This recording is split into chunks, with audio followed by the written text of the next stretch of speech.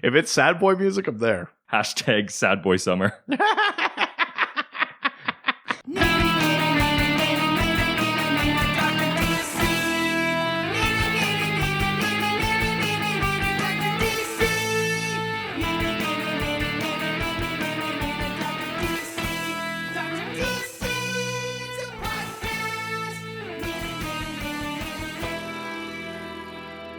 Welcome, residents, to the Dr. DC podcast. My name is producer Richard, and across from me is the doctor himself. Hello. Each week we talk about the weird and wonderful world of DC while fielding questions from listeners like you. Nice. Yeah. That was very good. That was nice and peppy. Yeah. I enjoyed that. It was a meandery sort of song that had no real melody, but that's fine. Well, I liked it. Oh, jeez. I'll put the knife down. There's a few pieces of news and a lot of questions today, so let's jump in. Sure, let's do it. First piece. Well, first, let's get into the news. Taika Waititi joining the Suicide Squad. Wait, really? Yeah. I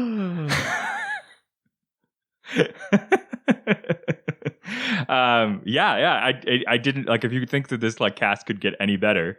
He's going to be in Suicide Squad? He's going to be in... so while on a tour promoting his comedy Jojo Rabbit and beginning work on his next film for Next Goal Wins, actor, comedian, and director Taika Waititi spilled that he's also in talks to join James Gunn's Suicide Squad. So it's not 100% confirmed, but they're going after him? Yeah. Do we know for what role? Not specifically. I'm assuming they're going to kind of wait, but... that could be super fun. That's wild. They're just, he's making all the right choices. He's bringing in all cool people in. Yeah. I mean, we already talked about it. Steve Agee is going to be King Shark. Which is genius. Nathan Fillion's in there as something. And what was the other big one that I hadn't heard about, but you mentioned? Oh, Flula. Flula Borg, right, yes. Yeah, I mean, putting both Flula Borg and Taika Waititi in there is like I'm waiting for the next announcement to be like Billy Eichner. Let's load this up with esoteric comedians. It's interesting too, because I think that it might be a slightly active role or for Flula, because he's been posting on social media all these workouts. Oh, that he's training? He's ripped. Flula? Ripped. I mean, he wasn't in bad shape. No, he wasn't. To the point where I was a little bit gobsmacked to when I saw it. I was just damn. Well, holy shit. Yeah, I mean, like I said before, this film is going to be strange because it's going to have some of the core cast from the first Suicide Squad movie in it, but also all these new people. And I'm pretty sure we still haven't gotten confirmation of who Idris is playing. Well, I know, right? I suspect Bronze Tiger, but who knows? We don't know. Yeah. Well, yeah. You ready for this? Yeah. Oh my God, Flula Borg. What the? Holy shit! Right? He looks like a Rob Liefeld drawing. That looks like too many muscles. Yeah, it's insane. Too many muscles in the wrong places. It's insane. My God. Well, holy shit. I know. Taika. I know. Do you think it's going to be him or him motion captured like Korg? I would be okay with either, honestly. Yeah. I just like his sort of his voice and his personality. They finally replaced Jai Courtney. He's going to be Captain Boomerang. I'd be okay with that. I'd be much more okay with that. That I would actually, even though he's from New Zealand. Yeah, it's fine. Tomato. Captain Kiwi. Well, speaking of really intelligent hires, It director Andy Muschietti. Yeah, Muschietti. Yeah, to helm The Flash. Yes, I heard that. Which crazy. Is pretty good. And I think it's still going to be Ezra Miller. Yeah. Well, yeah, he's confirmed again. He keeps reconfirming that it's still him. Until the cameras are actually on, this is just more of maybe this Flash movie is happening. But yeah, I mean, that's a pretty good get. That is a great get. He's really great at capturing sort of darkness and depth and things like that. Yeah. And I think that's the type of director you would want for something like this. Yeah, I still wonder about that movie because it feels like it's just been sort of aimless for a while. They didn't know what they wanted to do with it. But yeah, I thought I had heard a rumor that maybe it would have some Cyborg in it. That there'd be a little bit of sort of buddying in that movie, which I would be okay with, actually. I don't need everyone to have a complete solo movie, especially because we have a Flash TV show, right? It's not like we're at a loss for Flash stories. No. So I think you can maybe play around with the movie a little bit more. I'd be okay to get some Cyborg in there if that's actually true. Well, exactly, and they can really sort of because they had some good rapport even in Justice League. Yeah, in what we got of Justice League, just a bit that was there, right? So.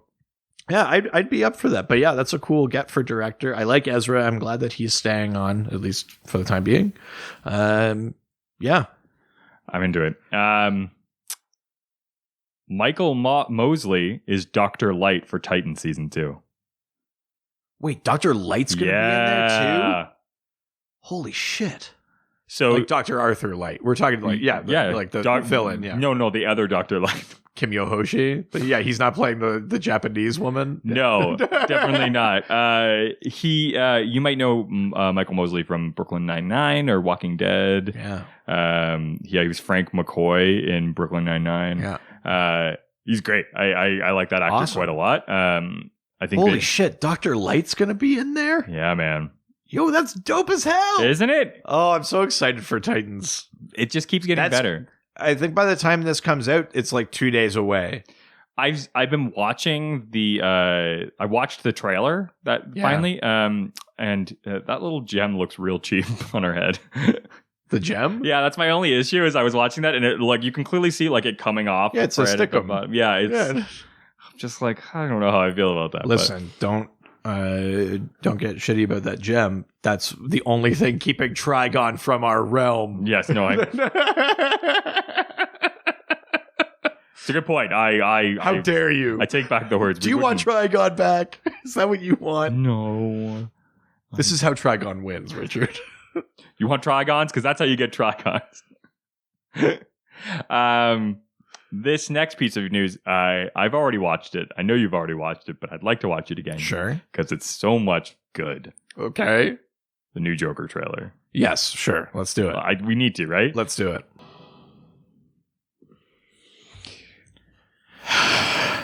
Yeah, I mean, it looks amazing. And it's sort of connected to this is it debuted at the Venice Film Festival and it got an 8-minute standing ovation.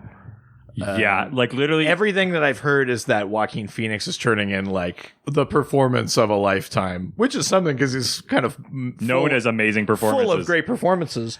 All the sites that I go to that are like known for all the super negative reviews, literally are like that. No, it is as good as it says it is, and I have no doubt, and I'm excited to see it, and I will see it, and I'm sure it's a great film. I'm sure it's well made. I'm sure very well I feel like acted. a butt's coming.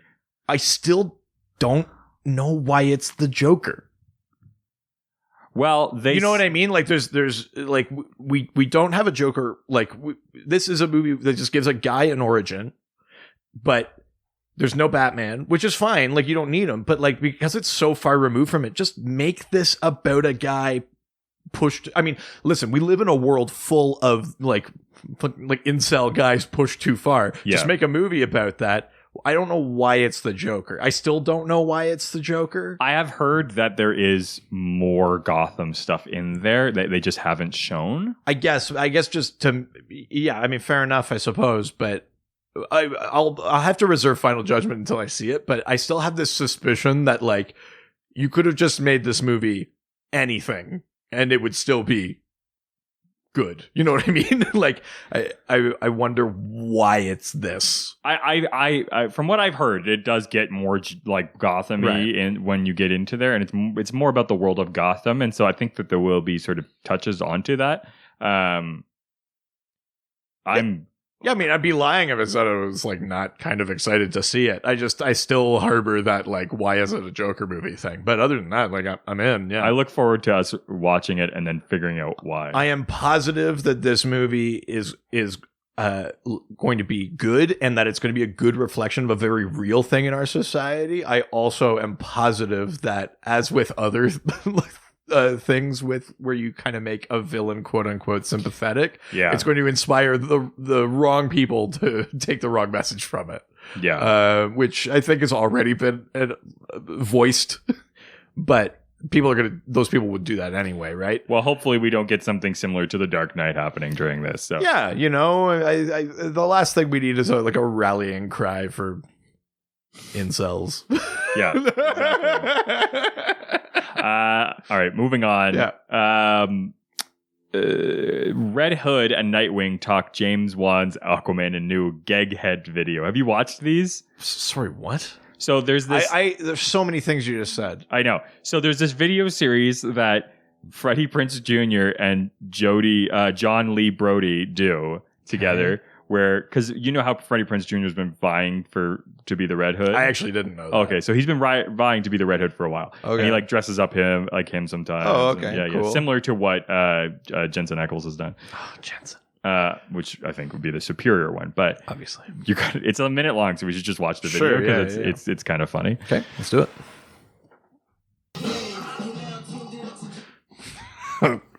It's cute. I really love those. Is it always the two of them? Is it Yeah. always Nightwing and Red Hood hanging out? I actually don't 100% know because I haven't watched all of their sort of video series, but Very cute. it's super funny. Like for whatever reason, Freddie Prinze Jr. like created this video channel where he talks about like board games and like video games and tabletops, and Is he trying to horn in on our Patreon? I think he might be. But yes, You back the fuck off, Freddie Prinze Jr. the superhero stakeouts are always them as Nightwing and the Red Hood. Okay. And it's just them like on a stakeout talking about like Batmobile, talking about like just random things. Like it's very funny and Cute. Yeah. They I can honestly say I hadn't thought about Freddie Prinze Jr. for Red Hood. I think maybe he and Jensen, despite how gracefully they've aged. Too old. Yeah. I mean, I get it. I think that's where I come down on that. That's fair. But I would recommend like looking up their videos. They're pretty funny. All right. Yeah. Cool. Last piece of news. I don't know how. I mean, I'm sure that you haven't been caught up on Superman. Sorry. Number 14. Right. The Superman comics. Didn't number 15 just drop? So where have you? Is this the one with the Legion? So speaking of to that, the Legion of Superheroes gets a surprising new member. So did you A get? surprising new member? Well, I think so. Yeah. Okay. Who's the surprising new member? John Kent. That's not surprising. We knew he was going to be in there for like weeks. Well, he's now in. He's surprising to some people who don't listen to this podcast. We talked about that piece of news with where it's like orienting him in the variant cover. Well, You see he's that in. Earth gets Look, whatever destroyed? he's in. Have you read it? And what do you think? I haven't read it yet, Okay. but I like that he's in because I mean traditionally the Superboy that the Legion kind of abducts is young Clark Kent. Yeah. But it's nice to give John's like this is a new revamped thing. Yeah. New revamped continuity. It's nice that John now can go to the future, be the Superboy that sort of inspires the future and inspires the Legion and things like that. I think that's a great move. I really like it. You know, not everybody listens to every episode, so maybe they didn't hear it. Yeah, but do you listen? I try really hard not to. To be honest, I'm barely here right now. 1 foot out the door. Yeah. Not metaphorically. No, absolutely. Well, actually, in both possible options there. But yes. No, I think it's a great move. It gives John something like specific and unique to do. Yeah. Superman's got his own like long history of things. Give something new to John. Like I dig that. Yeah. Plus, the Legion is meant to be kind of young. It would be a shame for them to go back in time and just get a young Clark Kent when we've got this perfectly good like Superboy right here, you know. Plus with Connor Kent back in Young Justice and things like that, like we're almost at risk of like the Bat Family issue, which is like to be like there's a lot of members here and writers just being like I don't know what to do with all of them, right? Which for a bit was a Tim Drake problem and has been a Damian problem in the past. You know what I mean? Like so I think having a specific direction for John to go is great. It was very funny. And we spoke about this a little bit off mic, but so during it, I've been interviewing for a new position at my job. Yeah. And I had this kid anyways who ended up like talking about like comic books in the middle of his interview. And my business partner was just like, well, you know, like who are your top 3 like people? Oh, okay. And I was like, yeah, keeping in mind I have a DC podcast. and so he's like, he was like, well, he was like, not Iron Man. Not Iron Man. yeah. He's like Batman, and I was like, that's a good choice. And then he's like, I really like Damian. Okay. So it was funny because I was like, well, that's it. That's a good choice. What was the third? Moon Knight. I know it's not. And I was like, well, it's like a Batman-y kind of guy. And he's like, yeah, well, not really. I'm like, well, yeah, well, if you consider like the Egyptian stuff and all the magic stuff, and my business partner's just like slowly turning and looking. You're like, I'll leave you guys alone. yeah. And I was just like, I'm like, yeah, Damian's pretty cool, but I'm like, he's not doing a great job with the Titans. And he's just like, well, yeah, but it's not really him. And again, my business partner's just like, oh my God. That's awesome. Yeah. I love that. It was pretty funny. If you're out there listening, Moon Knight's not DC. You need a different top 3. Sorry, that had to be the camel that broke. Yeah. Sorry, that's why you didn't get the job. But by the way, welcome to the podcast. Yeah. So you're leaving on a jet plane. We do know when you're coming back again because it's going to be like in 2 weeks. I don't know if I'll be coming back again because you'll jump off the Eiffel Tower. Hashtag sweet release. Hashtag sweet release. Yeah, I'm going on vacation. By the time you're listening to this, I'm already on vacation. I don't know how much. I mean, I've been on vacation for the last few months, but I don't know how much we've talked about it on here. But you're going to Paris. So you keep saying it with an L. It feels like you're doing a racist accent. You're going to Paris. Paris. Volk. Paris. Paris. Volk. Going to Paris. Yes, I'm going to Paris for a week and a bit. And a bunch of the Frenches. Going to Brussels and going to Luxembourg and stuff like that. Make sure you get those sprouts. I used to live in France for a bit, but my wife's never been, and our baby is still young enough that we don't have to pay for her. Hell yeah. It's like now or never, baby. We're going to Europe. That's funny because that works in 2 ways. Yeah. Now or never, baby. Baby. Literally. But yeah, no, it's exciting. We don't go on vacation all that much. We didn't even get a honeymoon. We moved here. You bought a house. We moved cross country and then, bought a house and all that kind of stuff. That was our honeymoon as well. Those were all of those honeymoons. So yeah, this is like an actual trip. We are like, we've set our out of office stuff. We've left notes for other people. We're like not checking emails. It's going to be, wow. Gonna be great. Yeah. Mrs. Dr. DC is not checking emails? We're both. We're I mean, I believe you're barely working the jobs you are, but Brenda. Fuck you. We're fully like vacation mode. So I thought it would be appropriate, since we're going to Europe. That's right. To theme this episode to rub it in everyone's face. I'm going to Europe. So we're talking about European characters. That's right. I was trying to think of something funny to say, and I got nothing. So nice. Usually I don't voice that, but it definitely always happens. Do you know what? Anytime that you just like have a thought, just say it out loud. It's good content. I mean, that's 90% of what I do. Oh, okay. Well, maybe not anytime you have a thought. Dicks. Well, we got a ton of questions. I was not expecting this many questions. Yeah, there's a lot of pent-up European questions. Yeah. And you didn't respond to my message, so I just added some in that you didn't get to. So I did respond to your message. Well, it must have been within a few minutes of you leaving for this. So. It was. Yeah, so I was way ahead of you, so we'll see. Wait, you added some in? Yeah. We got more? Yeah. Oh. Some we got in, some, yeah. You may have just intentionally left out, but I put them in. So no, we'll see. I called. Should have responded to me earlier. I call things for We're going over to Facebook. That's why I do the doc. Going over to Facebook. Going to the face and the book. Going to the Facebook. That's right. God damn it! I call. First question comes from Chad Bokelman. Bokel. Let me see if I can get into character here. Oh, you wankers. What can you tell the people about the tosser John Moore, also known as the right myth fella Rancor? As for you, Richie boy, you say you love me. Bah! I wouldn't snog you for £1,000,000, you muppet. Now get back to army. Yeah, that's the drill sergeant. Yeah, that's right. I mean, I have a plethora of British characters, but I felt like you have this so was the many. right ones. Yeah, You have so many. Sorry. Oh, you wank! I like that we like so cravenly ripped off Monty Python, and then we got a review that was like, their humor's very Monty Python. I don't know where that came It's from.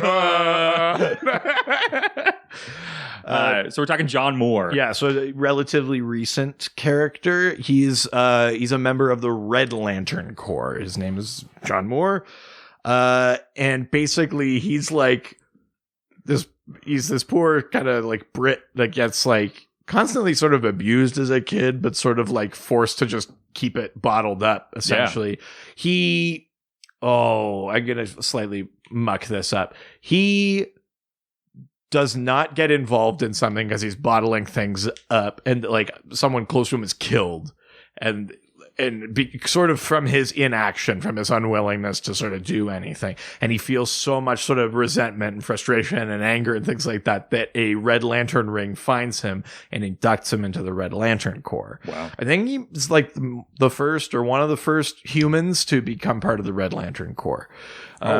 But what's kind of interesting about him, we talked about it before, is when you become a Red Lantern, the rage, like your heart stops beating, the rage starts just pumping. It's like the rage virus for, yeah. Kind of. The rage is what fuels you then, and like you kind of lose your humanity, sentience. You sort of just become like a rage animal. It's literally rage virus, yeah. Pretty much, until they perform this like blood magic ritual on you, and then you can get your like reason back. Okay. But John Moore, I think maybe the story is because he's had so much practice at repressing his rage and resentment, he actually is like one of the only Red Lanterns that sort of retains some control over himself without that ritual. Wow. Not fully, mind you, and he does accidentally kill a few people when he like first becomes a Red Lantern. Like, Whoops. I think he like can't fly properly, and he like crashes through a graveyard and like kills a couple of people by accident or something like that. Yeah. But he does retain more sort of control over his faculties than most people do. So yeah, I mean, there's not a ton to say about him. He's not like a especially like major character, but notable, you know, one of the first humans to be a Red Lantern, and he sort of has he had more control over himself than most inducted Red Lanterns do, which is kind of neat. Nice. But he ends up going by Rancor when he becomes a Red Lantern. But his name is John Moore. That's a pretty cool name. Yeah. I like that. Yeah. All right, next question comes from Adam Upper. Upper. I hardly know her. Thank you. Who are some of the more notable European heroes and villains?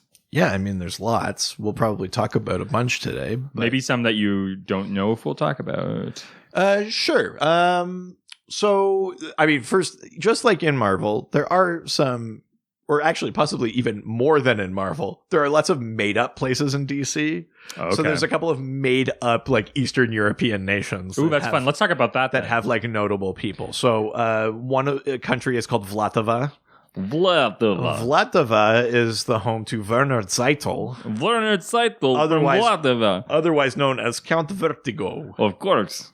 Count Vertigo is one of Green Arrow's arch enemies. Yeah. And he basically, through technology, like he had bad vertigo, and then he has this piece of technology that sort of corrects his, but then he tampers with it so he can inflict vertigo on others. He basically has the power of like inducing dizziness and stuff like that. That's a nightmare. That Which is sounds a great awful. arch enemy for Green Arrow, who like relies on accuracy and stuff like that. It's kind of like a good rivalry of powers or abilities.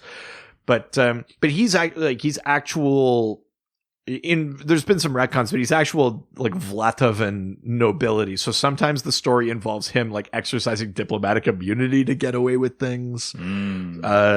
Sometimes, yeah. I think his first few appearances had a lot to do with that, but sometimes he's like a refugee from Vlatava. He's like forced to flee because he's like nobility and they're having like a revolution. You know what I mean? Like that kind of thing. Mm-hmm. But yeah, Count Vertigo is from this made up Eastern European nation.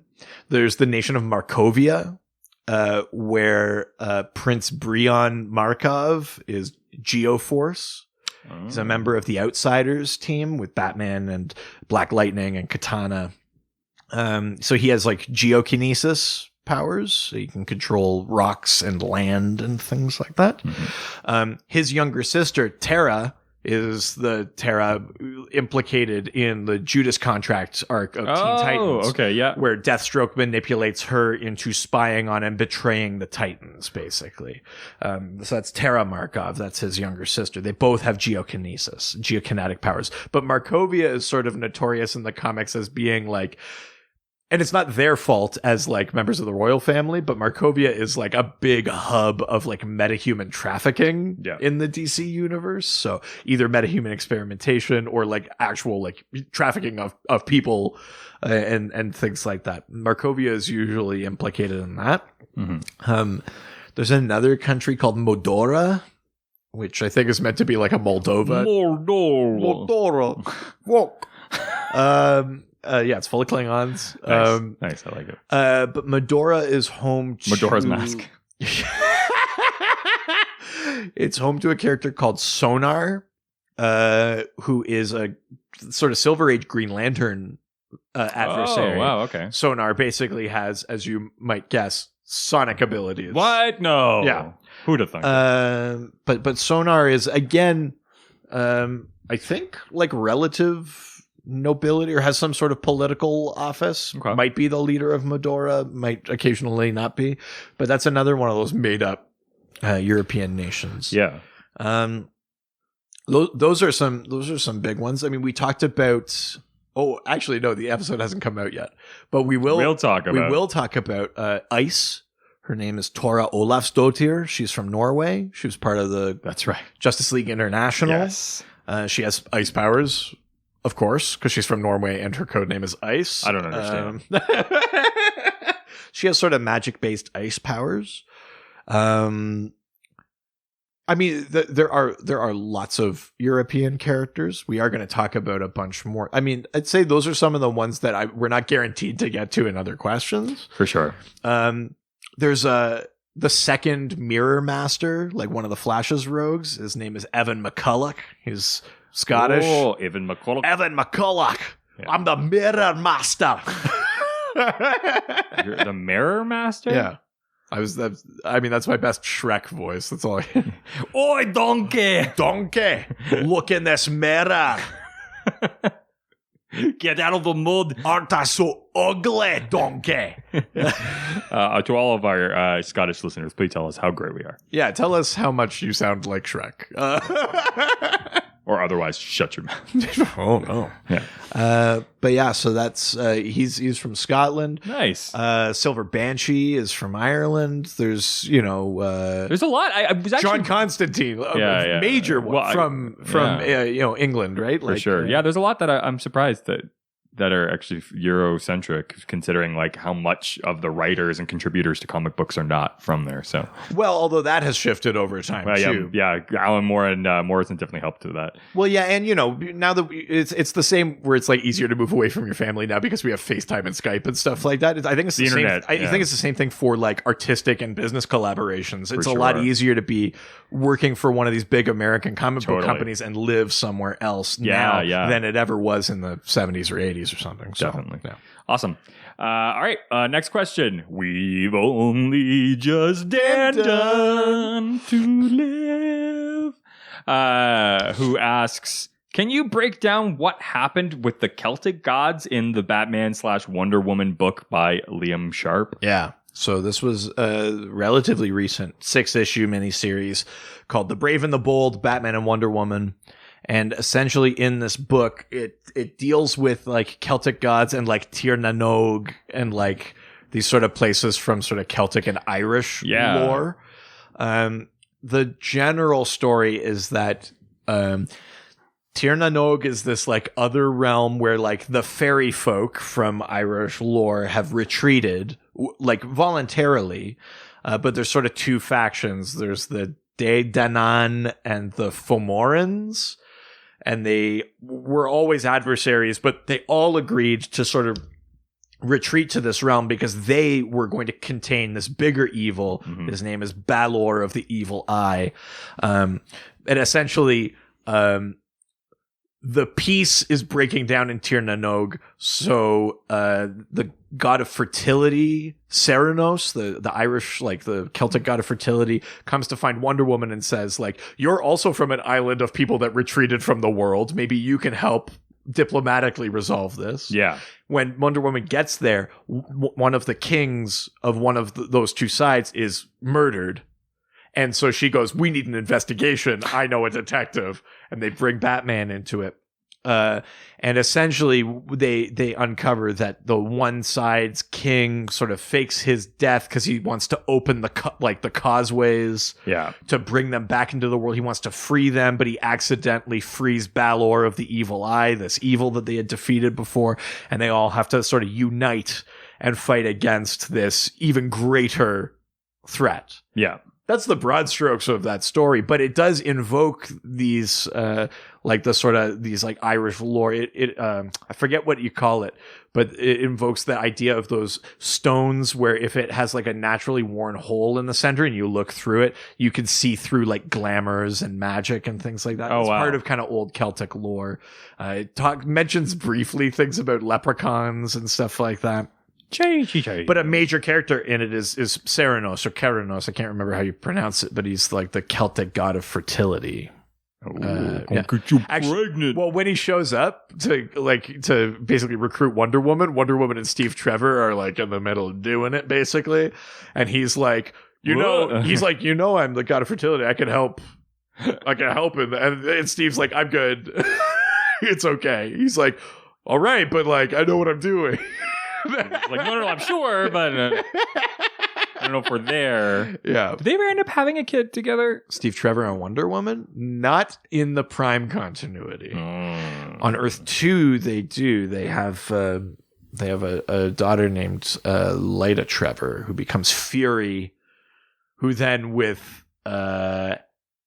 Hector Hall, who is the sort of son of the Golden Age Hawks. Okay. Has a child, Daniel Hall, who ends up becoming the second. Let's not get into the Hawks. Becomes the second Dream. Yeah, let's not. I forgot. Yeah, whenever Hawks touch anything, it gets over. There's a lot of shit there, but for our purposes in main continuity, no, they don't. Good to know. All right, let's go to last question on Facebook from Stephen Marion Almagro. Oh, this must have come in last minute. That's right, it did.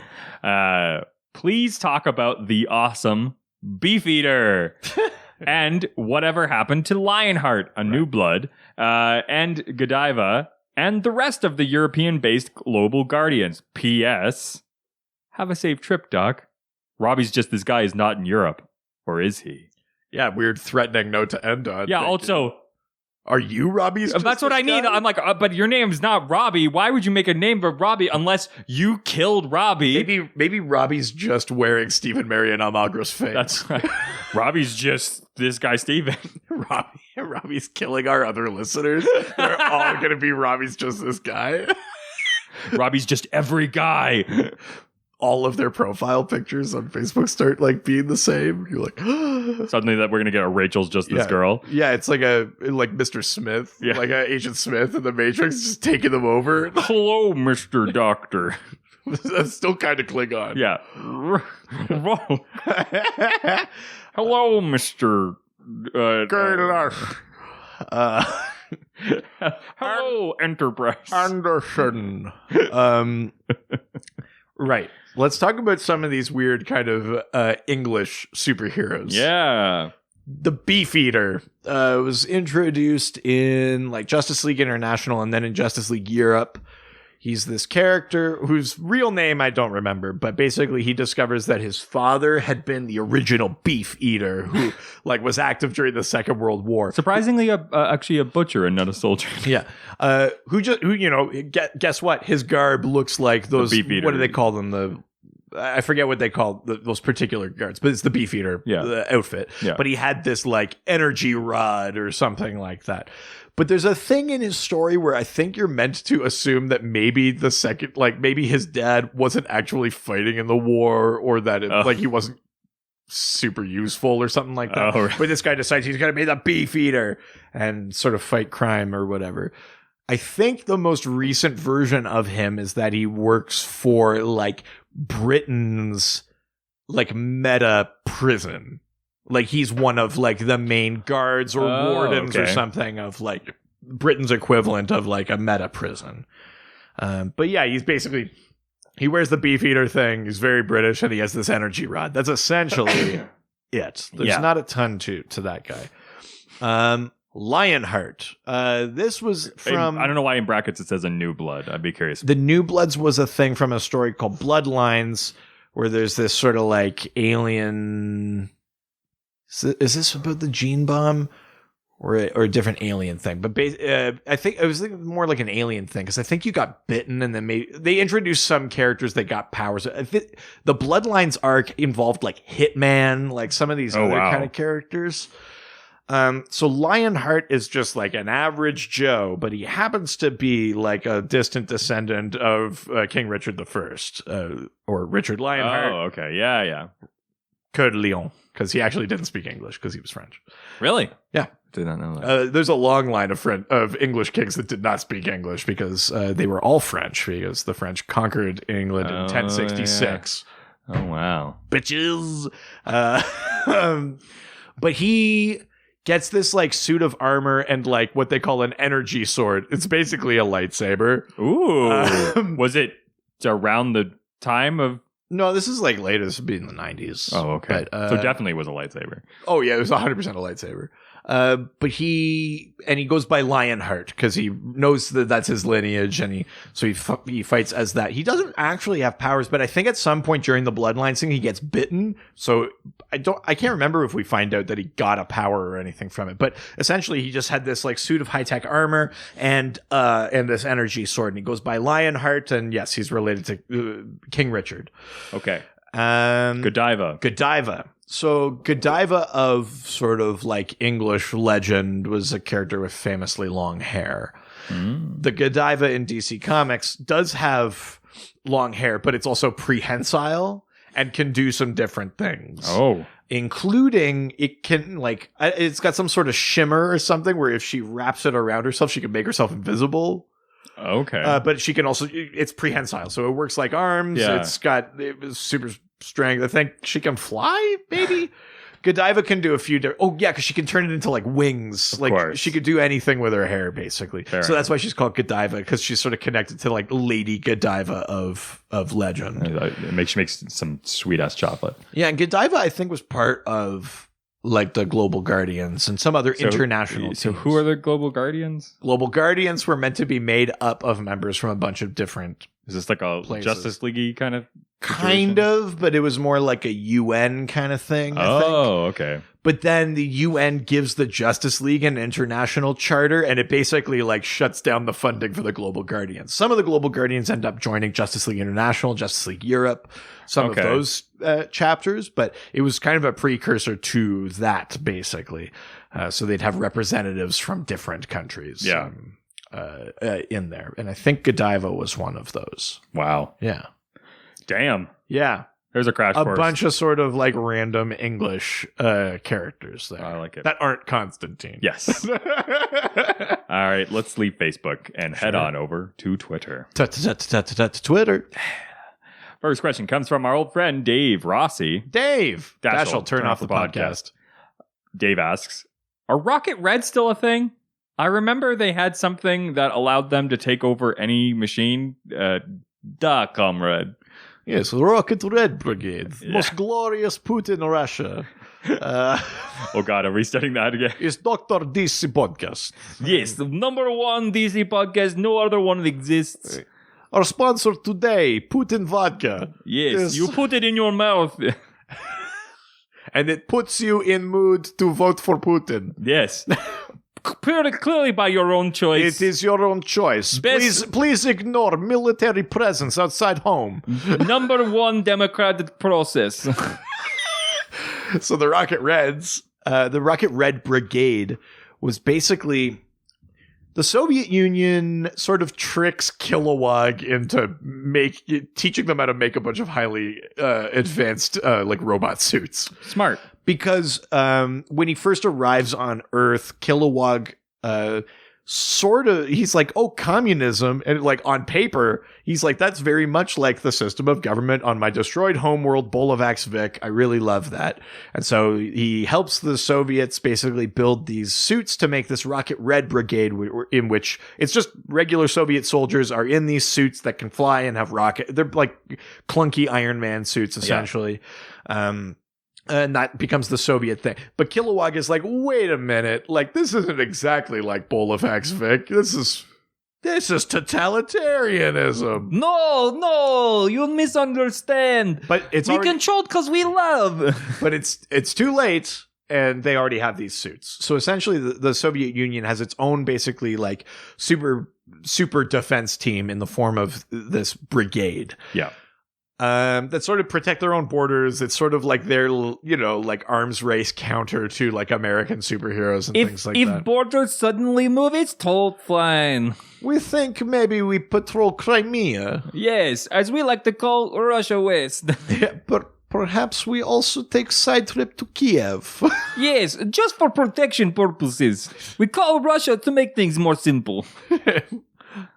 It's technically Ukraine. You are very free, but don't go anywhere. Yeah. You are most welcome to eat your own food as long as it's within our menu that we provide, and you can speak any language you want as long as it's Russian. But you must stare at poster of Putin. Yes, exactly. Put in that idea in your mind. It's very good. I like the idea that the number one form of propaganda in Russia is Putin puns. Yes.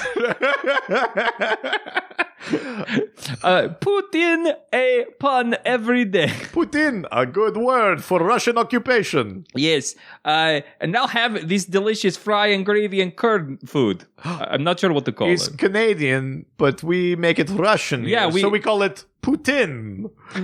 I like the idea that they can't come to that idea though, that they just keep going like fries and gravy, delicious. We're not sure what to call it. Fries, gravy, cheese curd. It's never been done. We call it sloppy fries. It's like, But the name's right there. You guys have a whole thing about puns. It's the one they can't get to. yeah, don't you like sloppy fries? You know, you guys could call it. No, don't worry about. No, you guys could call it Putin. What did you say? Take him away. Yeah, he speaks badly about Putin. You get out of here. You put in the jail. The one pun that doesn't land. I love that I love that idea. Yeah. But yeah, but when the Justice League gets this charter for sort of international work, they form the Justice League International or the Global Guardians. A member of the Rocket Red Brigade joins the team. The first one that joins is Rocket Red number 7, and I think he's revealed to be a Manhunter robot. Oh. But then they get a different one, and his name is Dmitry Pushkin. Now Putin. No relation. Dmitry Pushkin. And he's the main Rocket Red for a long time. And then eventually he retires, actually. He's one of very few heroes to just retire. And he's replaced by a different Rocket Red named Gavril Ivanovich, who's sort of Ivanovich, I don't want a wizard. He was part of like the old Soviet Union, but he kind of is disillusioned a little bit, but he's slightly more of an independent agent. But Gavril Ivanovich, I think, is the more current Rocket Red. Their suits can do a bunch of what you would expect a suit to do. I think some of it is kind of a hacking thing. I think at one point Pushkin got like a new suit sort of made from apocalyptian tech and things like that. So I would definitely assume you'd have some sort of crazy hacking abilities there from like Motherbox tech and stuff like that. But yeah, like flight, actual rockets, grenades, lasers, the stuff you would expect to come in a robot suit is basically what the Rocket Reds had. Yeah. I want a wizard. I want anyone controlling a cult. I just don't want a witch. Yeah. I want a Dracula. I want a Frankenstein. I don't Ivanovich. I don't want a bitch. All right, we're leaving Dave, and we're heading on over to the spacey, sexy Texter. Cosmic DM. That's right, sliding in them, Dave. Sliding right in. That's right. Yeah. Going to that black hole. Cosmic DM asks, did the JLA and JSA recruit any supers from Europe after the war, like America did, with German rocket scientists, like similar to the Paperclip? Yeah. I think it's called Project Paperclip. Yeah, right? Project Paperclip. Yeah. Right. So, very good question. Interesting. As far as I can tell, nothing specific. There were like supers on both sides. I mean, including Both sides. Both sides. there's super people on both sides. Both sides. That's not how I want that to come out. Including the very appropriately named Captain Nazi Yeah. that they fought during the war. Clearly got some, big, nice energy. B&E.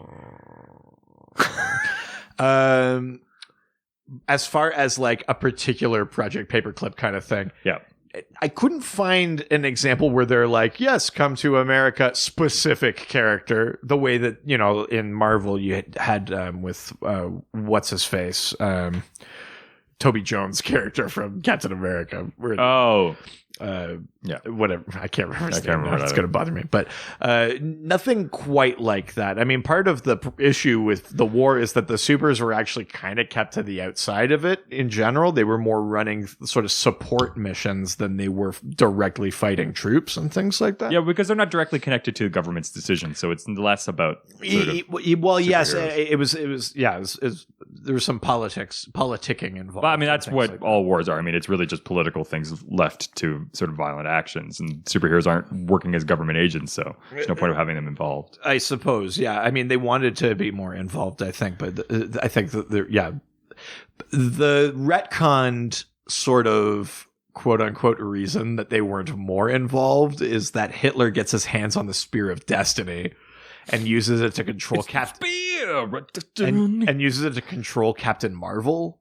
Oh, okay. And so they're like, we actually need to be careful. We can't just go in because what if he takes control of us? Yeah. And like they retconned a little bit about like how come I just think it makes how more. come Dr. Fate didn't just end the war? But I think it makes more sense that it's like that's political like decisions, and they don't work for the government, so why would they get involved with government actions, right? Unless it was well, it would actually be the opposite. It would be that the politics would specifically keep them out, not because they don't want to fight the war, but because they would be like, if you go in, this could make things worse. Yes. Politically, as far as a war is concerned. Well, also, I think that most heroes, especially, wouldn't want to get involved with harming soldiers who are also fairly like they're not trying to do there's bad. that, and then I think there's also, I mean, the real world thing in publication is that they didn't want to diminish the efforts of actual heroes by publishing comics where the war is very quickly and easily ended. Yes. So it was more like they would run support missions or, they Yeah. on the side of the troops, but they didn't want to overshadow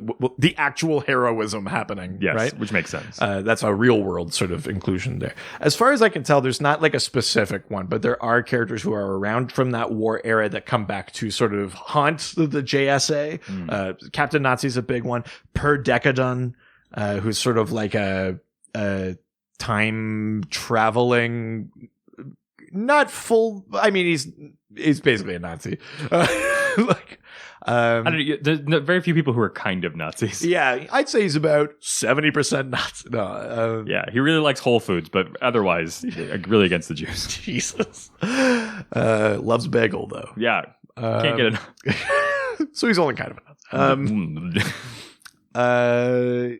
There's a couple like that, but no, as far as I can tell, there's not a version in the comics of like after the war, we took a bunch of their supers and made them come and work for us. Not that I've found, at least. There might be something buried in an old issue of All-Star Squadron or something like that. So if someone has seen that, let me know. But for the most part, I think it's just implied that whatever happened in Project Paperclip also happened in the DC universe. So actual German scientists maybe moved over, but not necessarily super people. Yeah, for sure. All right, next question comes from Mallory Vanier. All right. Don't know who that is. Who asks, how are some of the main DC characters represented internationally? Does their image ever change? And do they incorporate more regional references? Right.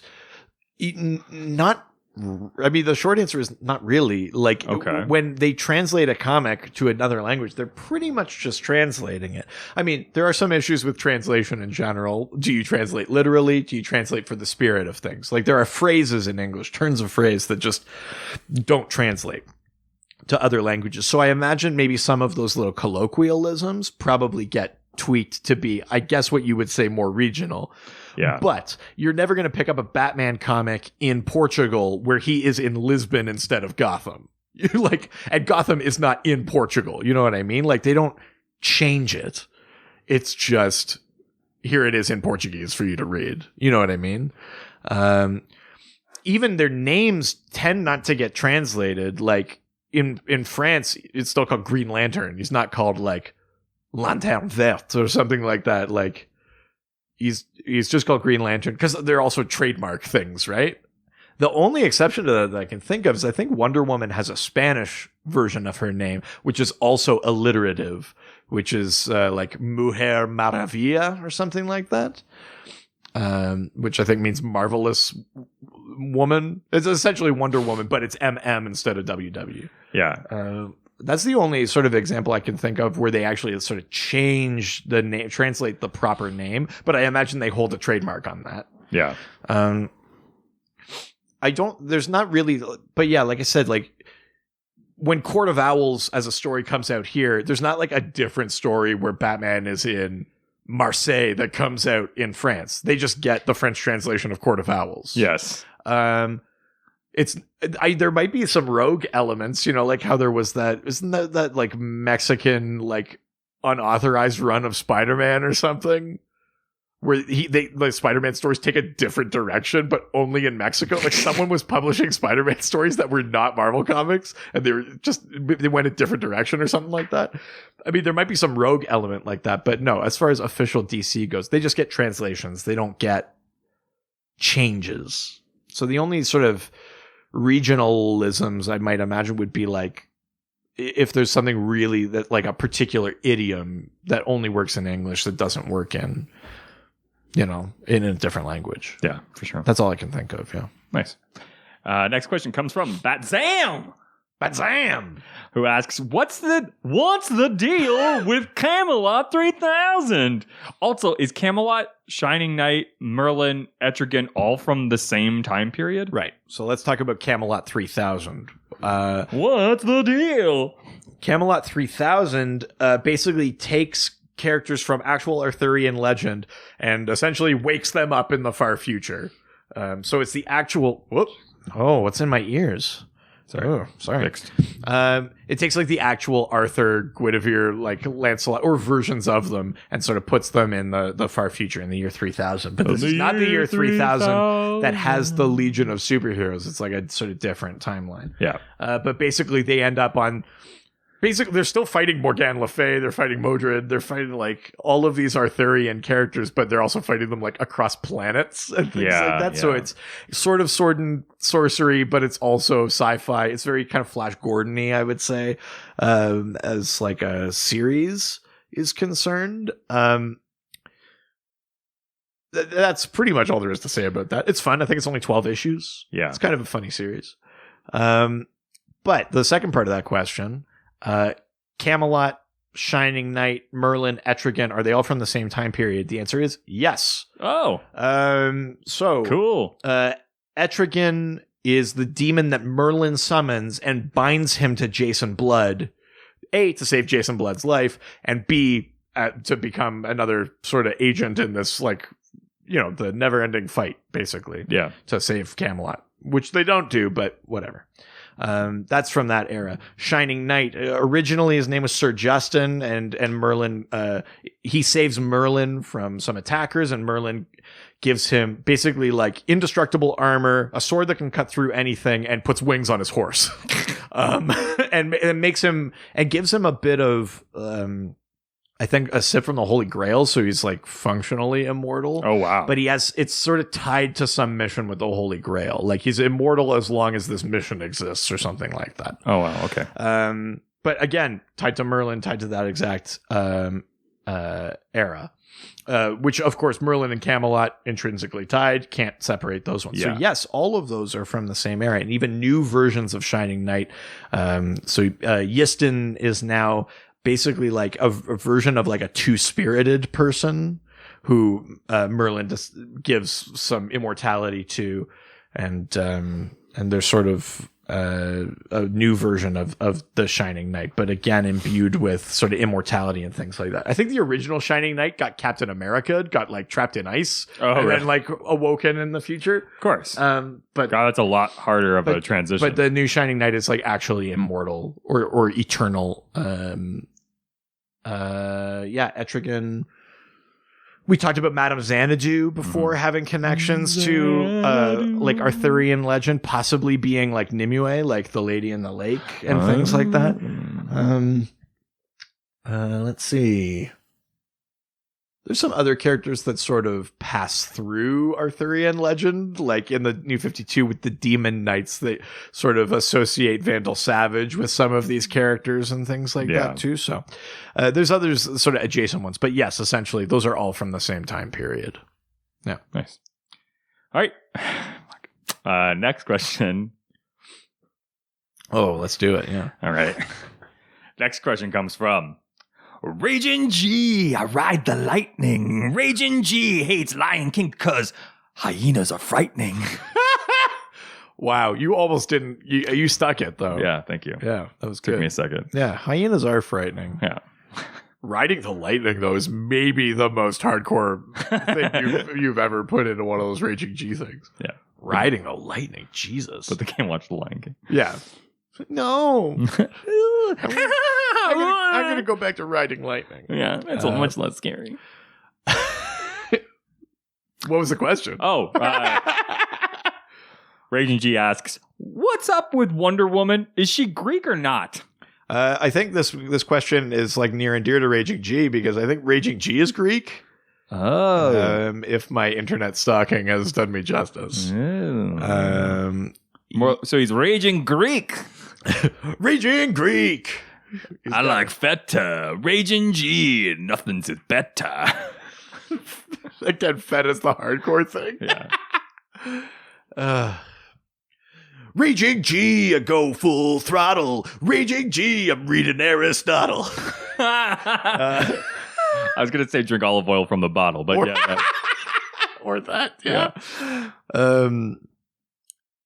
I think originally Wonder Woman was a conspicuously white woman who happened to have some sort of tie to the Greek gods on a very white-looking island. And she was like, you know what? I'll wear like blue with white stars. I love America. Sure. Wonder Woman now, in most of the modern era, and increasingly as each passing year and each new creator comes on, is more and more Greek. Like to the point where now she's even has like significant economic downturn. Oh yeah. Yeah. I mean, they were worried about the Wexit. What if Wonder Woman leaves? That's right. What if Themyscira leaves? That's a Thexit. Great tourism, though. Yeah, absolutely. Wonder Woman's big problem is that she doesn't pay her taxes. But she loves anal. Jesus Christ. That's all we know about Greece. That's it. That's as far as Aristotle, tax issues, almost left the EU. Feta loves anal. Yeah. That sounds like Greece. Yeah. Yeah. Definitely sounds like Wonder Woman. Jesus God.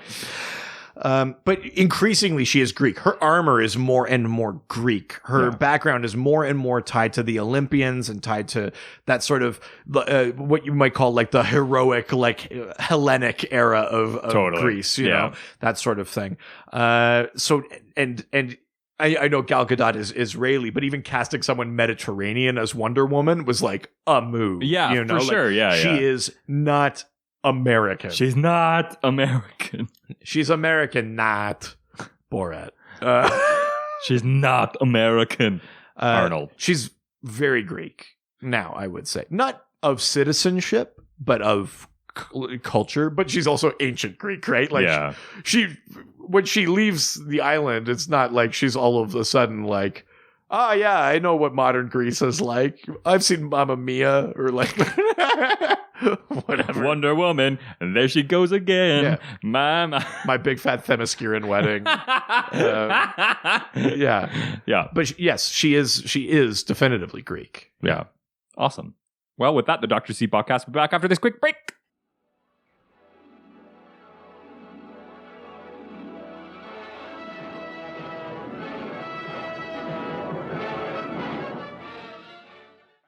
Today's show is brought to you by Audible. Audible is offering our listeners a free audiobook with a 30-day trial membership. All you have to do is go to audibletrial.com/DrDC and you can browse. They've got unmatched selection of audio programs. So basically the way it'll work is you'll download a title for free and you can start listening. And that's it. It's that easy. So the website again is audible.com/DrDC and you can get started there. Their content, they include a selection of audiobooks, original audio shows, news, comedy, and more from leading audiobook publishers, broadcasters, and entertainers. I'm the one that I've picked up is something I've actually read as a physical book, but it's The Skystone by Jack White, which is like a retelling of like Arthurian legend, but like from the fall of the Roman Empire onward. I really liked the books, but it's hard for me to just find time to sit down with an actual physical book and read it. You know, like I've got a kid at home, I work a lot, but one thing I do have a lot of time for, I listen to lots of podcasts. Why don't you use it for books? So, I go to Audible. I've got The Skystone by Jack White. That's what I'm listening to right now, but you can pick anything you want. You get a free audiobook and your 30-day trial membership. Just go to audibletrial.com/DrDC and get started right away. Listen to that Harry Potter. So well done. That's the one that I definitely love. No surprises there. Well, yeah. And now back to the show. Back to the show. Audible away. Imagine if I just did the whole ad like, what's the ad? It's funny because it's called Audible and you can't hear it. Oh, I see what you're doing there. Yeah.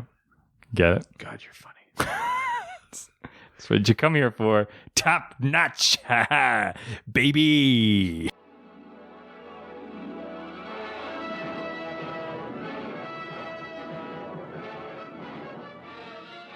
Faster than a speeding bullet. And we're back. Hey! Oh. Hip hop hooray! Hip hop hooray. Oh. At least I wasn't like, boing. It's just like, it's in there now. Yeah. Like, it's actually. I can't not do it. Yeah, we might just need to scrap the whole drop. Gong. Oh. No, See, now it's gone. There you go. Out. Done. No. I was this close to doing that, and then I was like, no, that's the bad thing. Yeah. All right. Well, we're leaving Twitter. I'm gonna head on over to Instagram. Now we're going to Instagram, take some questions and answer them. You can't think about it afterwards. They're gone. They're not up here anyways right now. Yeah. No, you can't make it up. That's even less purpose. I'm sorry. Is that your shaker noise? You do it. Bitch. I'm so sorry. That's right. Don't make it happen again. Hey, so you guys are flying to Europe. Yes. You're going in a plane. Yes. What if instead of wings, they were blocks of ice?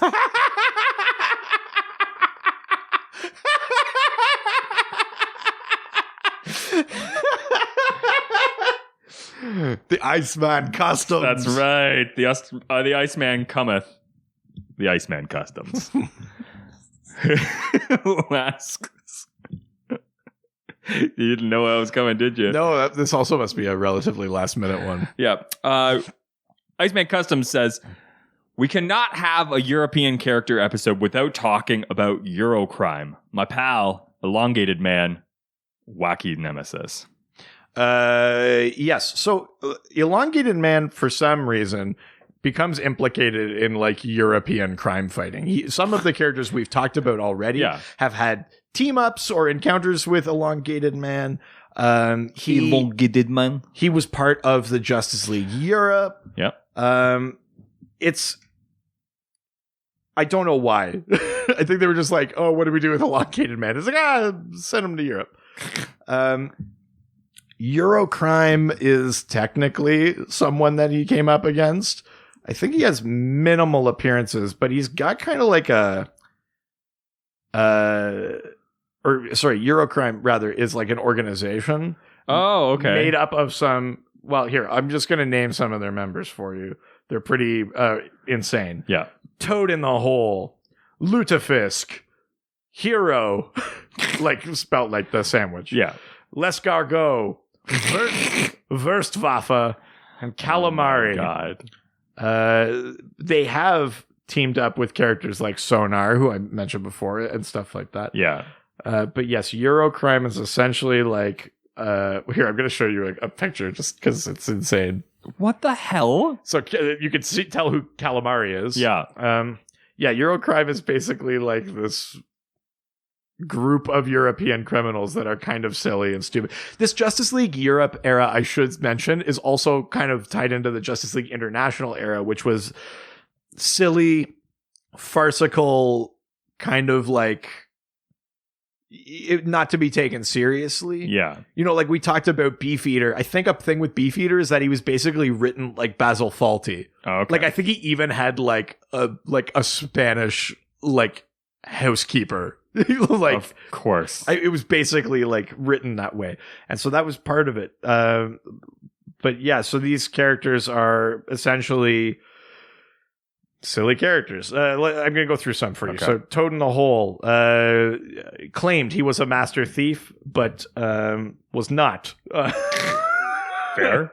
Calamari, for example, has he wears a suit that makes him look like a squid, and that's it. Wow. Okay. L'escargot. He's French, of course. Yes, of course. as you might L'escargot. expect. And I think that I don't think he had powers. Actually. Just wore like really short shorts. I actually think none of these guys had powers. I think they just had insane. He just removes one pocket from his shorts. It's just a little bit less cargo. Oh no. Oh, I liked that. Wurstwaffe was like a group of sausage, like guys that dressed like sausages. So there was Bratwurst, Blutwurst. There's a couple of other, like they all had Wurst names. That is the next DC movie we need. They didn't, again, no powers, but they all dressed like sausages. I think Christ. this group was also the adversaries in that, like, it was like a 4-issue Elongated Man miniseries. But yeah. Wow. None of these people have powers. They're all just like insane European stereotypes. That's amazing. But yeah, so there's the Wurstwaffe. That's something that L'escargot, Calamari, Hero. We need more Doom Patrol, and we need these heroes to show up. These villains. You want maybe if they spin off Ralph Dibny into his own show, he could go up against Eurocrime. That would be the best thing ever. There's really not much to say about them except they're maybe lower tier characters than Gnort and things. I've been calling for a Ralph Dibny spin-off series forever. So Sure. I think he can handle it. There I you think go. that there's a lot of growth. He goes on a Euro trip. It's perfect. Yeah, and he fights a bunch of dudes dressed like sausages. It sounds like something Kevin Smith would have made, but yeah. But yeah, I mean, none of them have. It's not like they have the power of sausage. Because, that would make sense. Just make Elongated Man shit himself. No, that's your issue with that. If I was Elongated Man, I mean, yeah, you would, if you ate sausages, I guess you would be elongated. be an elongated time in the bathroom, I'll tell you that. All right, next question comes from ABC. Brooks. As easy as 1, 2, 3. Brooks. As easy as ABC. Brooks. 1, 2, 3. Brooks. Do, re, mi. Brooks. Baby Brooks, Brooks, Brooks, Brooks. Brooks. Brooks. Brooks. Brooks. Brooks. Brooks. Brooks. Brooks. Brooks. Brooks. Brooks. Brooks.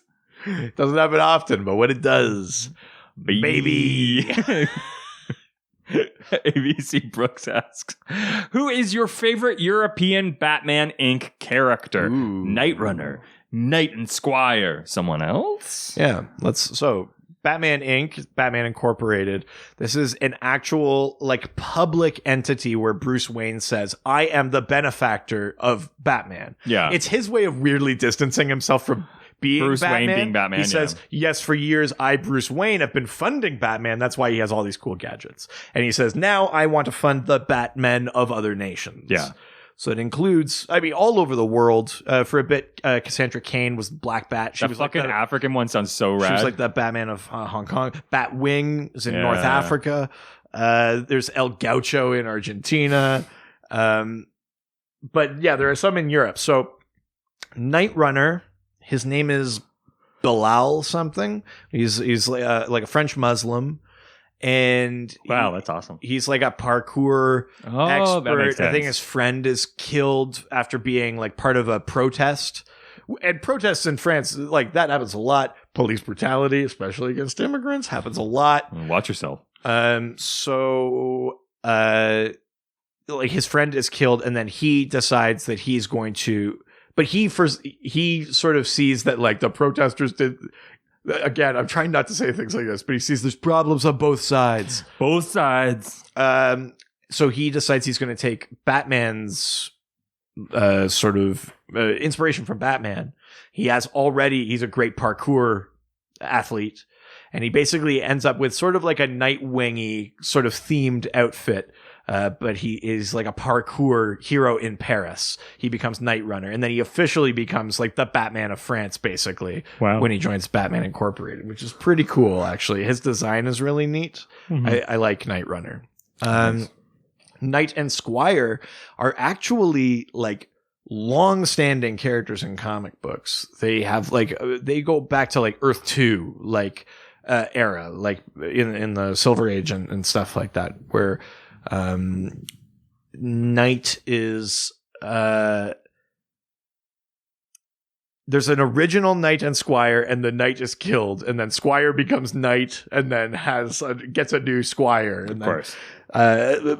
Basically, when Batman Inc. is created, they bring on Knight and Squire they were originally part of this group called like the Batman of all nations or something. Oh, But they bring them in as the Batman of like England or of London or whatever. So it's Knight wears like kind of knight armor, but it has the bat ears and like that grill, like that knight that's armor awesome. has. And Squire looks like a Squire. It's essentially that version of Batman and Robin. Yeah. I think there's another English Batman Inc. one though called The Hood or something. That's maybe more like Robin Hoodie, but without the bow and arrow. But that's one too. Who's my favorite? Yeah. Probably Night Runner, to be honest. Really? Yeah. Like actually, to be honest, they don't name too many European Batman Inc. members. Yeah. The other ones that you see are ones like El Gaucho or Batwing. Like That's my favorite. they're on for other sure. continents. They're in other places. Yeah, Batwing's definitely my favorite. But I would say I really like Night Runner. I mean, interesting character, cool background, but just the parkour thing is already like, it's just a different version of the athleticism that you would expect from like Nightwing or Batman or things like that. Like Nightwing is actually acrobatic. He's an acrobat, but like parkour is kind of different. It's like street acrobat. You know what I mean? It's a little Like more aggressive, like. but it also implies like the endurance and all of that because he's just nonstop running. You know, it almost feels like he's more connected to the city too because he has to know where Well, that's a lot all more the things like- are for climbing, and it's he's a not just very- grapples and whatnot. It's a very like sort of like Paris, And like- it's a French form. Yeah. Exactly, it's perfect. Yeah, and you have that sort of association. Yeah, and the idea of like a French Muslim protecting France is great and progressive and good. Yeah. It's like, we could learn something from that France. Well, you can tell them when you get there, I probably will.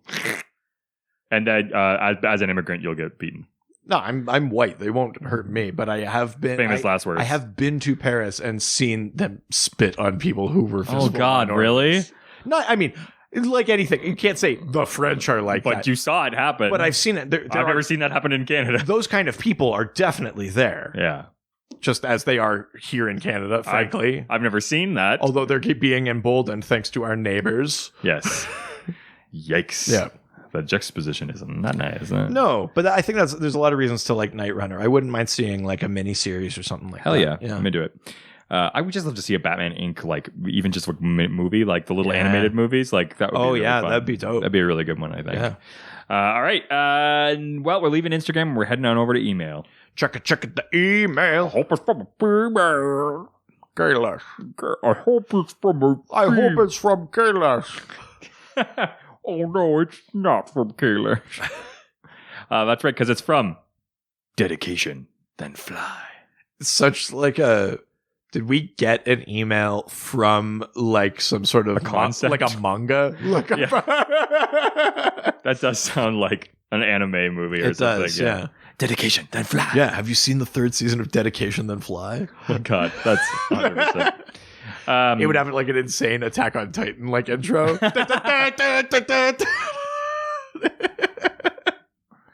All right. Well, whoever this is, they ask, I love Ireland. So how about some of the famous DC Irish?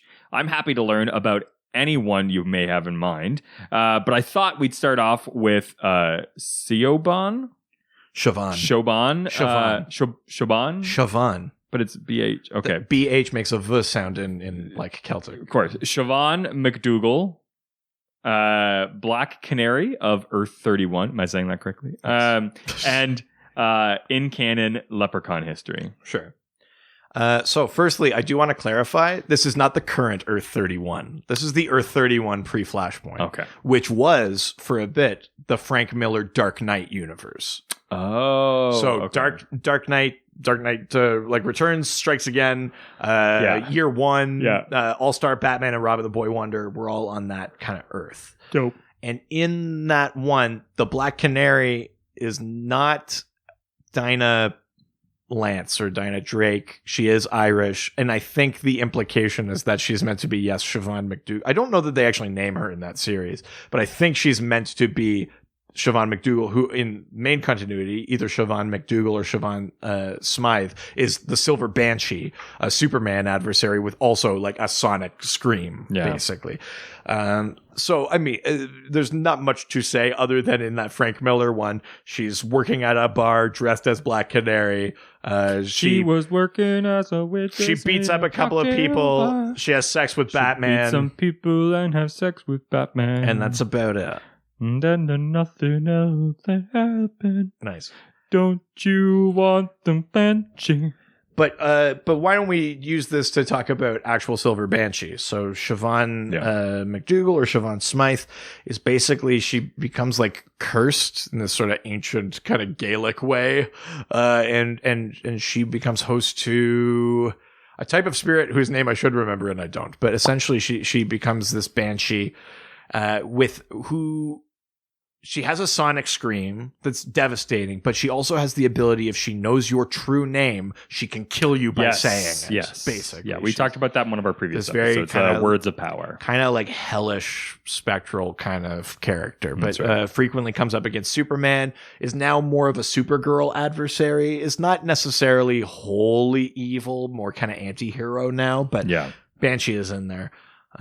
Definitely an Irish character, extremely Irish character. I kind of want to mention, even though not canonically Irish, because an alien, I do want to mention Irish Lobo from Krypton. The name's Lobo.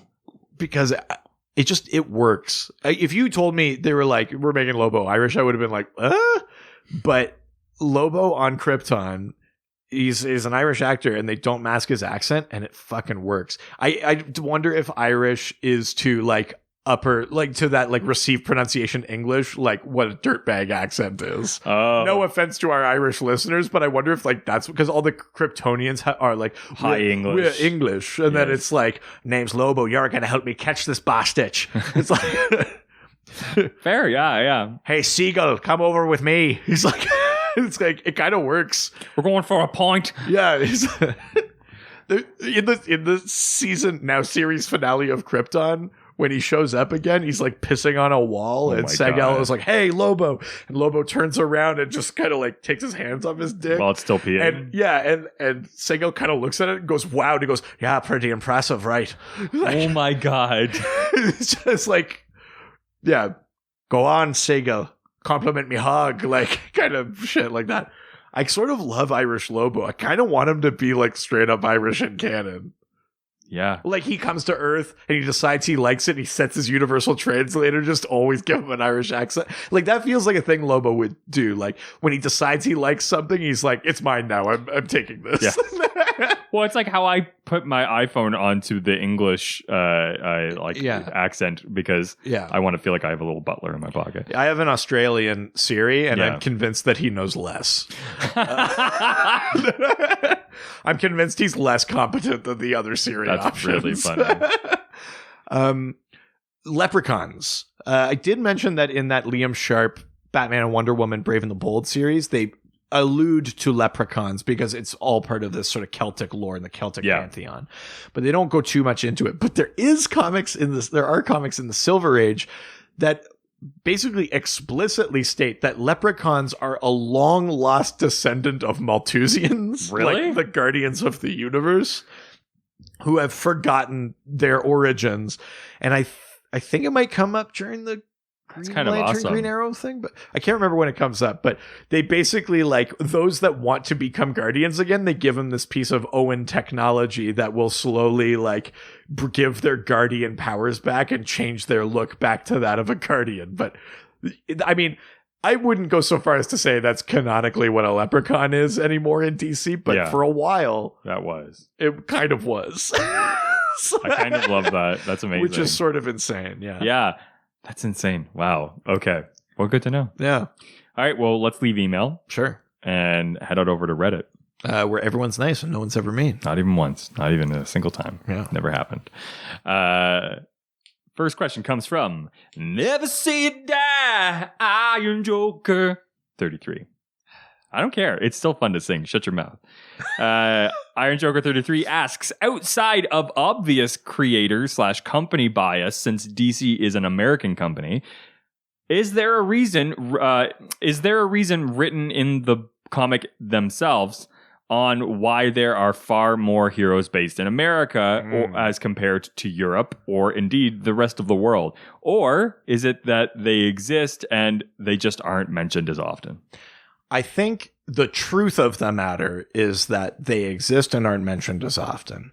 And we know that there are lots of metahumans around the world who have varying levels of power. Some are what are considered nuisance level, where their powers barely count as something special. Yeah. And others have extraordinary powers.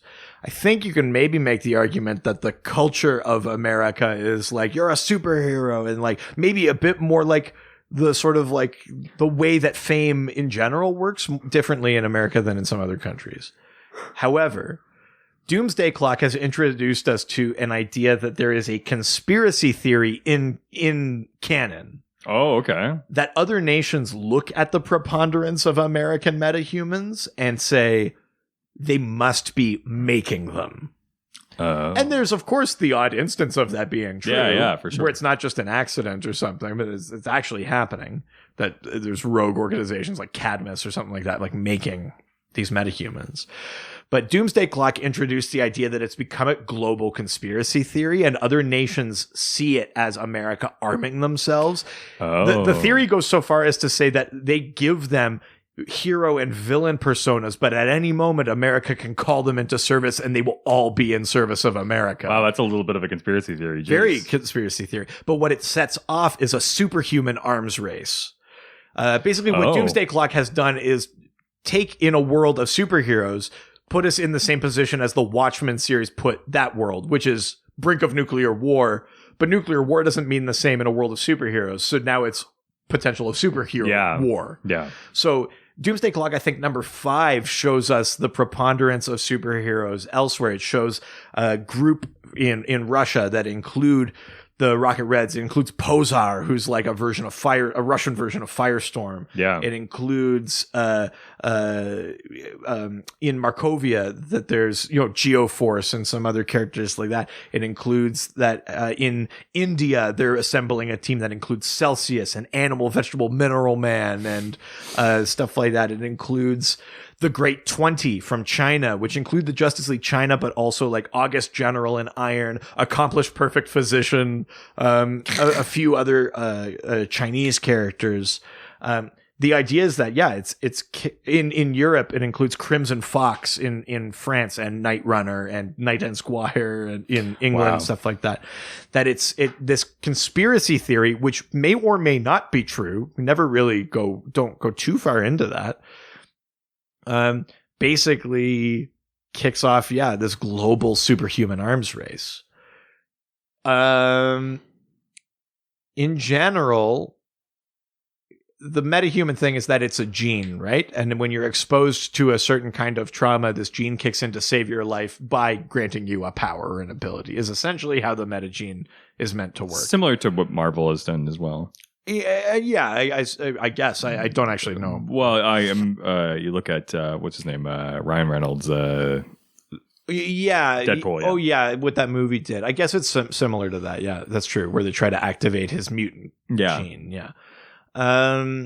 So that's kind of in there. You could maybe say that if it's a genetic thing, if it started as a genetic mutation and it started in the States, then it would make some sense that it only spreads a little bit via immigration or via similar instances happening. Like you can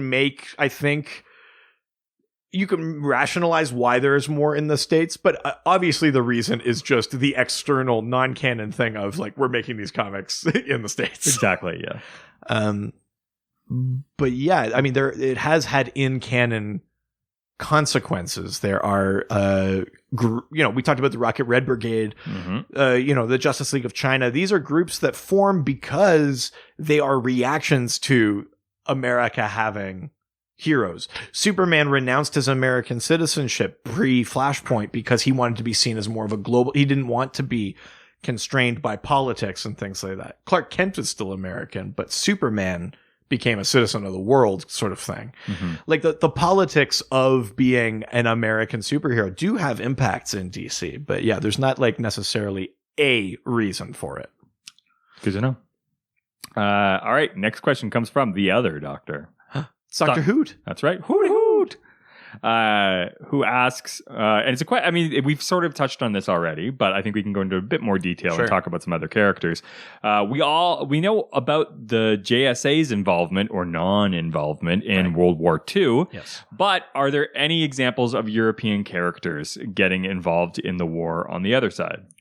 Right. So the couple that I mentioned before, the big one is Captain Nazi. His name, I think, is Albrecht Krieger. On either side, sorry.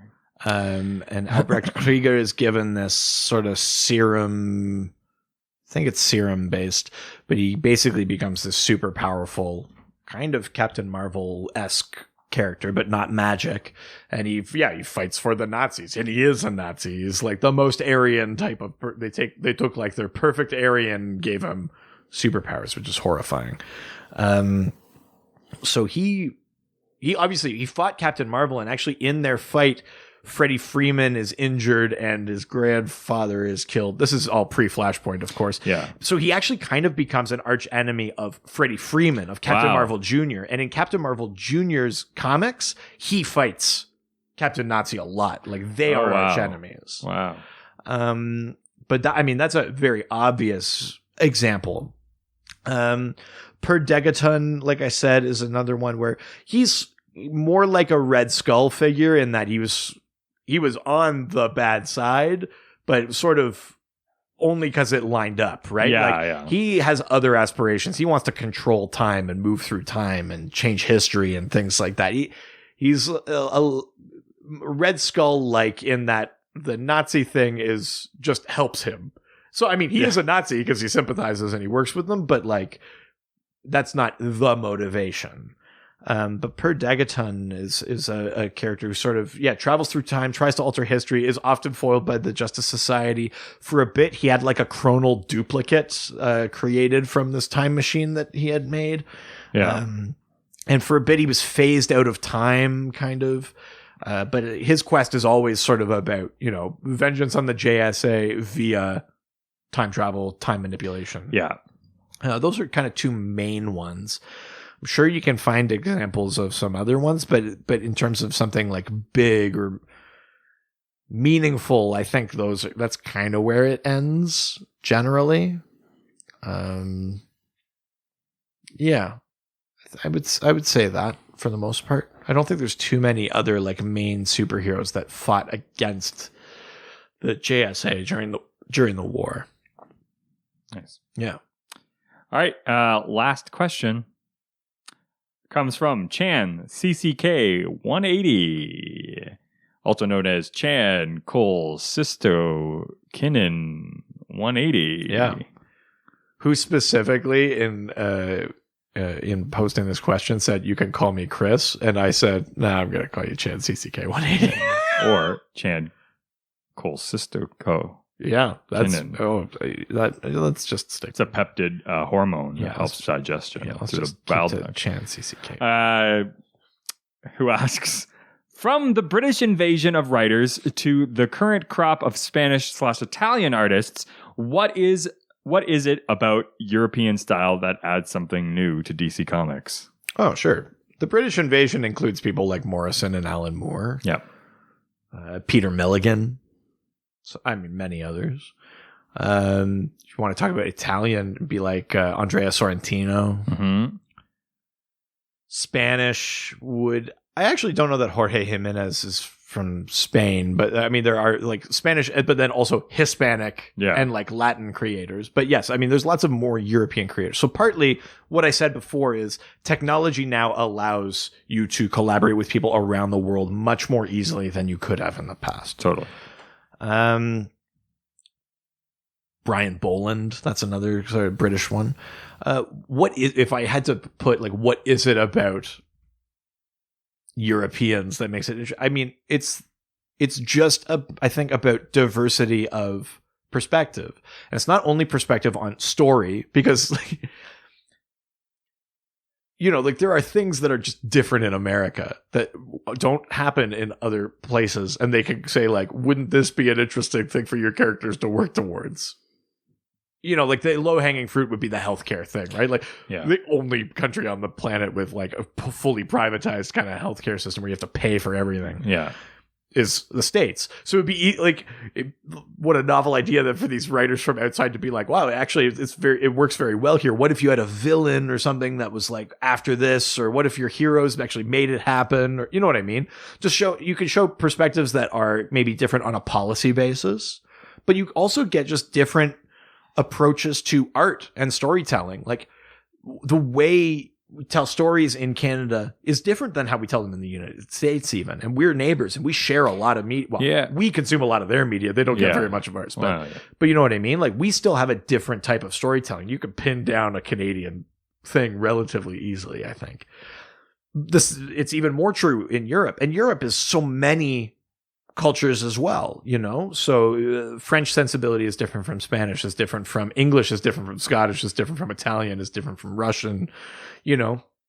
And then let alone beyond Europe, having creators from, you know, Asian backgrounds or African backgrounds or South America or anything like that. So I think it's not just about the content of the work, like story ideas and things like that. It's different approaches to like what is the artistic sensibility? What constitutes an interesting visual style? How do you lay out your panel pages? You know, the panels on the page. How do you craft a story? Maybe instead of over, 6 issues, maybe we craft it over like 3, or we interchange it like every other issue is, like there's just different approaches. And obviously, because they're being published by an American company, they do have to fit into a certain mold, but I still think you get the benefit of a different perspective, a different type of life, a different outlook.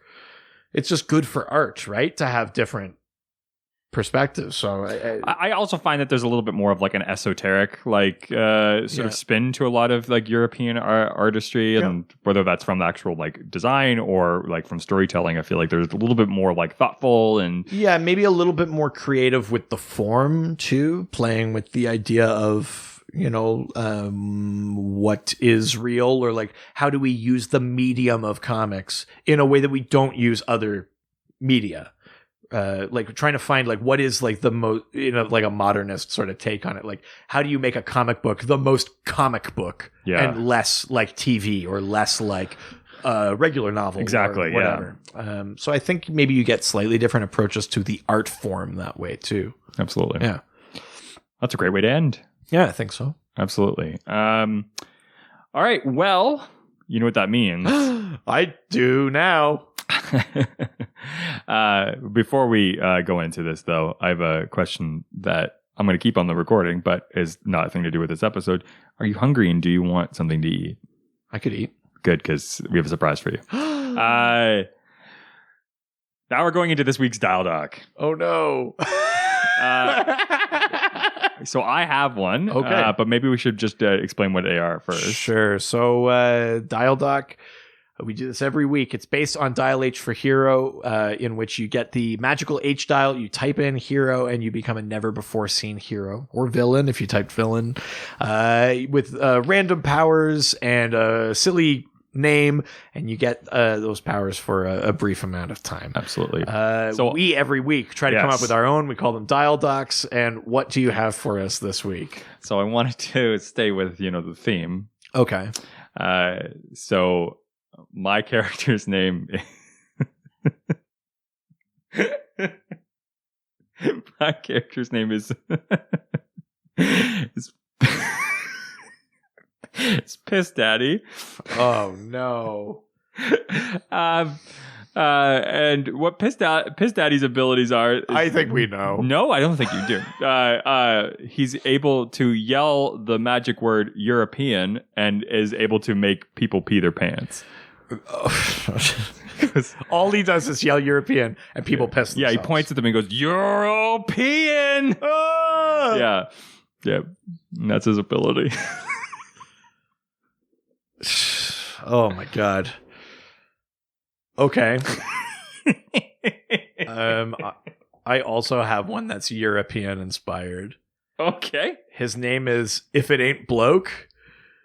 And he's How adorable. and he's basically like a sort of rough and tumble kind of British, If it ain't bro. like a football loving Hooligan? hooligan. But he can fix any machine. Okay. He has the ability to like operate and Ooh, I like that. and fix and upgrade any mechanical machine. So it's not like digital, like you can't hack, but like if it's like a crane, he can make it better. He immediately knows how to work it. Stronger, faster, better Yeah. than it was before. But yeah, his name is If It Ain't Bloke. Nice. So we've got If It Ain't Bloke and Piss Daddy. Yeah. Two very culturally sensitive. Yeah. European!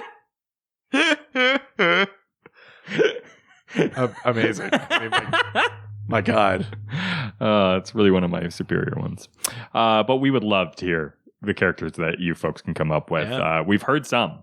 Yeah. And we are still getting some in every once in a while, and I love them. Yes. Always send them. So please. good. So all you have to do is use the hashtag DialDoc. That's right. And send us your ideas of whether they're a hero, they're a villain, maybe somewhere in between.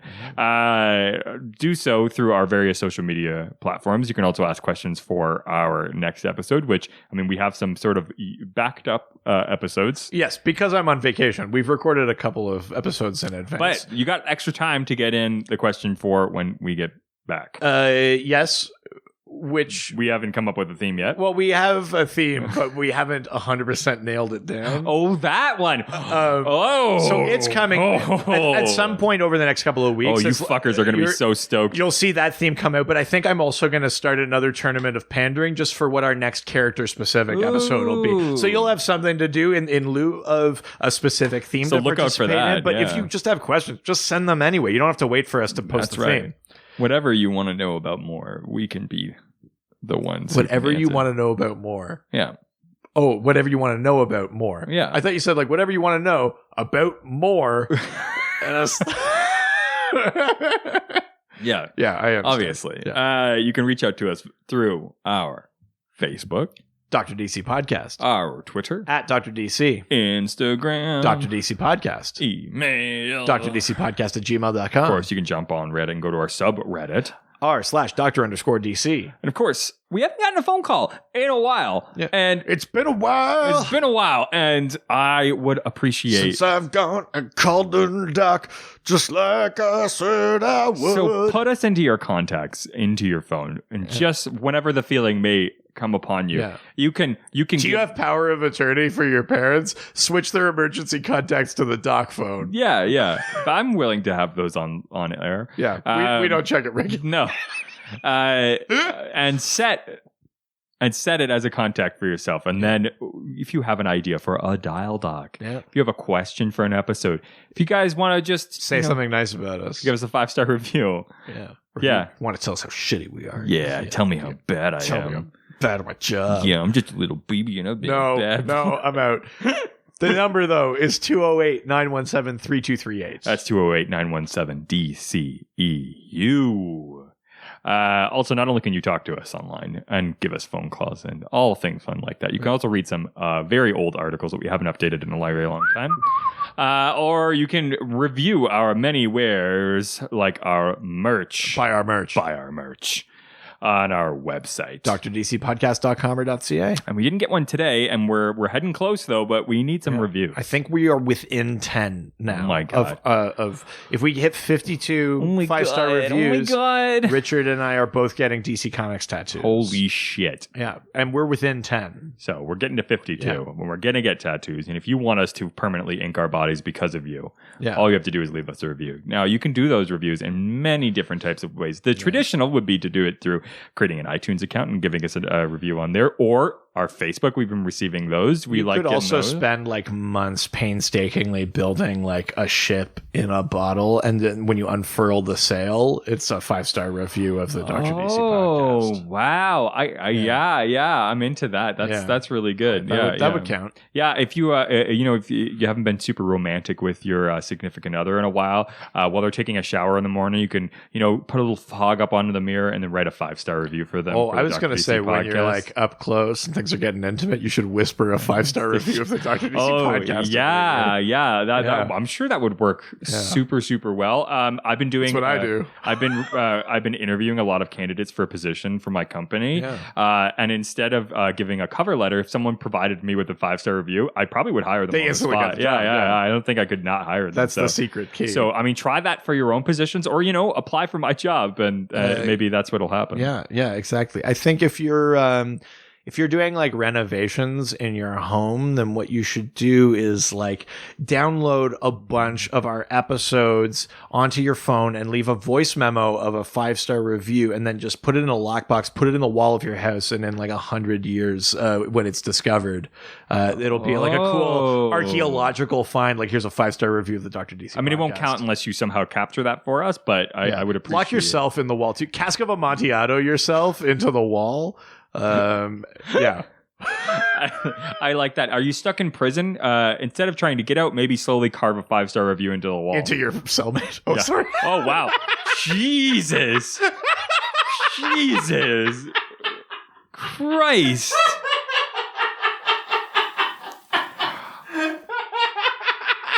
Jesus, are you like a hip, cool new millennial? Maybe instead of shaving some cool design into the back of your head, just have a 5-star review for the podcast. Yeah, if you can do pancake art, if you could do a 5-star review of the Dr. DC podcast I mean, as a fuck, pancake. if you that'd did be that, dope, I yeah. would be super impressed. Of whatever you do, make sure you capture it. Let us know that you Yeah. did it, because we're not everywhere. We can't see everything, but we would love to know that you give us a 5-star review. Yeah, exactly. Whether that's a positive review or a negative one, as long As as long it's as it's 5 stars, does not matter. Counts, baby. And of course, speaking of giving us things that we want, give us money. Money, please. Money, please. Yeah, we have a Patreon. It's patreon.com/Dr. DC. It's only $5 a month. You got a full Cinco dinero. yes, $100. Yes. And you get a full extra bonus episode every week. They come out on Fridays. It's the double dose. We talk about all sorts of stuff, not just DC. We've got some cool stuff lined up in the next couple of weeks. And we're trying to head towards getting opening up a new tier. Yeah, So if we with get even more content. So I think we need like 5 potential more, 5 or 4. Yeah, we're depending. close. If we get about like 4 more patrons, then we'll have a new tier with all new stuff. So who knows what's going to be, and you're going to want to get whatever that is. So go to patreon.com/DrDC. Yeah. And you will be able to access all of that fun content for only $5 dinero. Oh, we're really mixing it up. Yeah. Now I'm mixing. Yeah, I'm going. Da, comrade. Put in your $5 for For Patreon. Yeah, fulfill the master prophecy by giving money. If you put in your money, we will send you sloppy fries. That's right. Yes, but go by no other name. Yeah, yes, sloppy fries. That's- It's only a name. All right, that's it for this week. Das Vidanya. Adios. All the superheroes, they always fight for what is right. Live with danger and adventure, they are men of... This was a Brain Freeze podcast.